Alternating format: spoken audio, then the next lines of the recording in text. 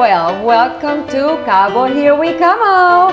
Here I am sitting today in beautiful Cabo San Lucas, in Pedregal specifically, and I am accompanied by Bernardo Muciño, who is a broker, correct? Correct, yes. Here in Baja, California Sur, and his agency is the Agency Baja.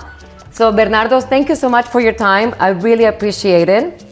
And if you don't mind telling my subscribers a little bit about your career, let's start with that. How long have you been in the business? How long have you been in the area? Of course, yeah. I started coming to Cabos since I was a kid. It's been a long time. I moved here straight after my master's degree about 20-something years ago. And I've lived here ever since. Doing real estate ever since, all my life. But before you were a real estate agent, did you get a degree in something else? Because you didn't go straight just for this. Well, I mean, I'm a computer engineer, but I never worked on that. After that, I did a master's in real estate, and after that, I started working in real estate.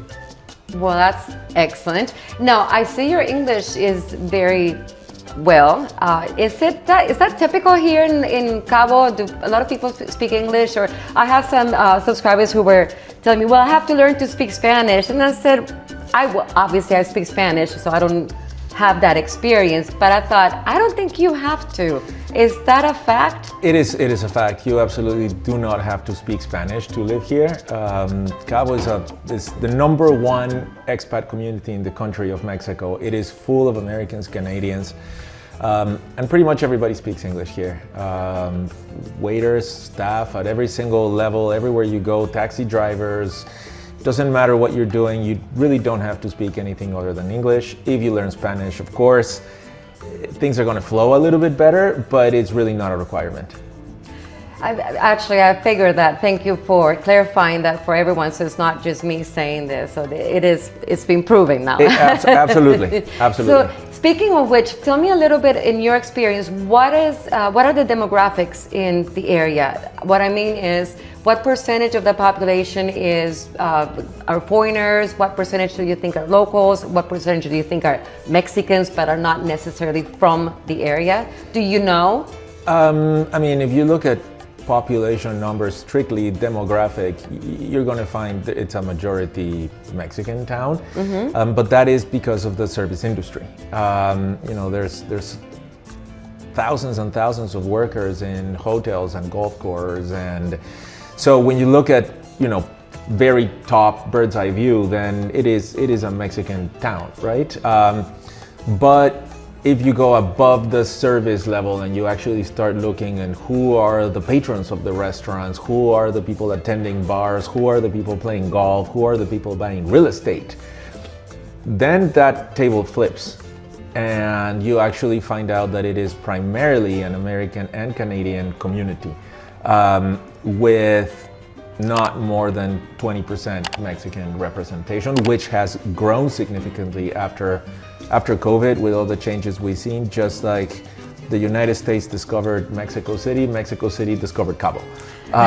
So yeah, we see more and more engagement at a national level from high net worth people buying real estate and enjoying Cabo, but still they remain a minority. Well, speaking of which, tell me a little bit about the real estate business, which is basically the essence of what we're here today. And again, I want to thank you for your time. Essentially, how would you describe the real estate business in the area? Very healthy. There's a large volume of transactions happening at any given time. The Cabo market has become very, very resilient, a thing that it was not in the past. I used to say that the Cabo real estate market was like you're in a train or in a roller coaster, with California being the front of the train and Cabo being the back of the train. So whatever's happening at the front, whether the train is turning or going down, is going to happen to the back of the train, even if the back of the train doesn't know it yet. But it used to follow very precisely the ups and downs of the California market. We would see them here. That changed after COVID. We've seen that basically that rule broke. All of a sudden we started to see a lot of troubles in the California market. we're coming out of a historically bad period of real estate in California specifically, the highest number of listings, while here in Cabo for a very long time, it remained very strong. And it remains very strong. Now, there's a caveat to that because it really depends who you ask, right? If you ask a lot of developers, there's a lot of inventory, so it is a buyer's market at this point. It used to be a seller's market. We had a shortage of inventory, so sellers had all the power. That switched, development caught on, and there's a lot of inventory now, but there's still a lot of buyers. So if you ask brokers like me, we're going to tell you the market is healthy because we see a large volume of transactions. If you ask a lot of developers, specifically on an early pre-construction project, they're having a bit of a hard time because the number of transactions diluted amongst the offer of product is not very impactful for the balance sheet of developers. But other than an oversupply of inventory, which is coming because of the boom that we had after COVID, Cabo experienced a very exacerbated boom right after COVID. The whole town was basically sold. So then all developers figured out they needed to put out more product. But one of the reasons why the real estate market is always prone to bubbles is because it's very inelastic. The time to market when you decide you want to build a new project to when you're actually able to put it in front of customers, it's at least 2 years, at the very least, very often taken 3 or more years.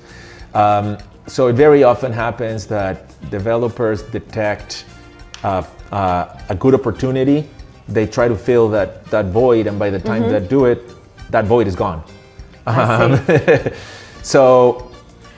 So that's in a nutshell what Los Cabos is today. It's a great time to buy. There's a lot of product on offer. You can get good discounts. The exchange rate is very favorable right now for foreigners to buy real estate here. What is the average price or the price range of depending on the type of properties? Can you get into a little bit of that? Yeah, definitely. We have a wide range. The standard type of property that foreigners are buying here, I would say it ranges from $200,000 for a condo, and the sky's the limit. You want to pay $40 million? I got a $40 million house for you. So did you hear that? You can start at 200,000, and then you can, like you said, the sky is the limit. So there's a little bit of everything for everyone. Correct. Any budget. Any budget works here. It is, generally speaking, a more expensive location than many other locations in Cabo. You're going to get... Which location specifically? Sorry, in Mexico. Oh, okay. So you're going to get less square footage that you would in other parts of the country, but the lifestyle that it offers, generally speaking, Cabo is a more luxury-oriented town. How does that translate? What do you mean by a luxury-oriented town? Well, a lot of the real estate here is just expensive. It's multi-million-dollar properties. The most luxurious communities in the whole country are actually located here. In Cabo. More than Mexico City. Real estate can be more expensive here than in Mexico City, which is typically not how things work. Resort towns don't tend to surpass big urban centers in terms of potential pricing. But here in Cabo, we do see that effect. And yeah, it's an expensive town, and it offers amazing golf courses and amazing restaurants, and it's somewhere to come and enjoy if you're going to be partaking in the general activities of Cabo, such as golfing and yachting and this sort of thing. And I think it's important also to mention something that I just learned today, as a matter of fact, that there's Los Cabos, and I addressed this in a previous episode, but I want to get your perception of this. There's Los Cabos, obviously the area, then you have San Jose del Cabo, and then you have Cabo San Lucas. I heard today, I'm going to Cabo, and I thought, we are in Cabo, and he said, no, by Cabo, we locals mean San Lucas. San Lucas. We shorten it. So can you explain to the viewers those things that they may be nuances that we need to be aware of, so we know what they're talking about when they talk to us about Los Cabos? Yes, of course. So Los Cabos as a destination is a collection of two towns, Cabo San Lucas and San Jose del Cabo. They're about half an hour away, connected by a stretch of highway along the ocean, full of hotels. So most of the resorts are along what we call the corridor, which is the space between both villages. And yeah, we typically, when we mention Cabo, we are referring to Cabo San Lucas. Okay. When we refer to San Jose, we say San Jose. Do you shorten it? Just San Jose. So speaking of which and location, where are we today? We are in Cabo San Lucas. We are very, very close to what we call Land's End, which is the very, very, very absolute southern point of the entire Baja California peninsula. So the end of the Californias are the rocks right behind us over there. What you can find the arch. The arch, yes. Yeah. And then specifically, as we sit here in this fabulous place, what is this called? Where are we? Tell me about this. This is your turn now. We're in an amazing project, exclusively represented by us. By the agency. Baja. That's why I wanted to invite you here. It's a beautiful project. We're in the Pedregal in Cabo San Lucas. Pedregal is one of the first luxury communities in town. It's one of the older, more established real estate communities. It has all kinds of beautiful houses that you can purchase here. And the Mountain Club, it's a very unique project that offers a club-oriented lifestyle, which we've noticed a lot of buyers, that's what they seek, right? There's a lot of communities you can buy. You buy your real estate, you show up, the sun is shining, everything's nice, but you gotta go buy your beers to the shop. You gotta make your own sandwich.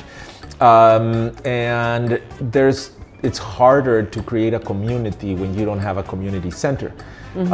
So the Mountain Club is a project oriented about a community center, which is where we're sitting right now. This is the sales room for the project. It's a sample unit of, but we are in a club and we have a restaurant here. We have a full service spa. You can book a massage. You can come use the steam. There's a gym. The restaurant, by the way, is amazing. Yes, hair, nails, everything. Women's priorities, right? Yes, I know.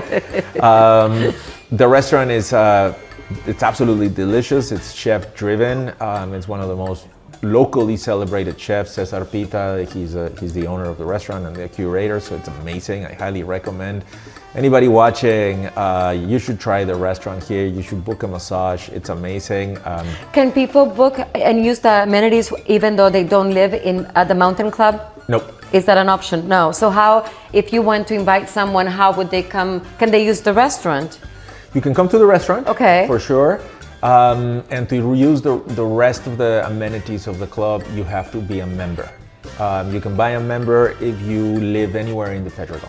I understand now. Okay, so if you live in the entire Pedregal community, you can buy a membership that would give you the green light thank you, that will give you the access to the amenities here. Correct. Okay, that understood. And the restaurant is open to people who do not live in Pedregal? Is that a reservations only? Is that sort of thing? The restaurant is open to the public, but we are in a gated community, so if you want to come, I would recommend, make a reservation, so when you show up at the gate, they know you have a reservation, they'll let you in. This is the general rule in Cabo. There's a lot of restaurants within private communities. You got to make a reservation, otherwise they don't, you're going to get in, but you're going to take a while, right? So make a reservation and then you'll just pass through the private gates. Speaking of which, and we're probably going to, I don't want to take too much of your time after this, but speaking of which, when you talk about make a reservation, in the United States, we have Open Table. Is that something you can use here in Los Cabos? Yes. Oh, you have access to the app, so anybody who does not speak Spanish can go on Open Table, find the restaurant, make a reservation, then show up? Yeah. Excellent. See, there you go. It's pretty straightforward. Like a home away from home, except for better, because you are in Mexico, in Baja California Sur. Thank you, Bernardo. I really appreciate your time. Of course. And me despido de ustedes. Soy Michelle Robbins y esto es Cabo. Here we come. Hasta pronto.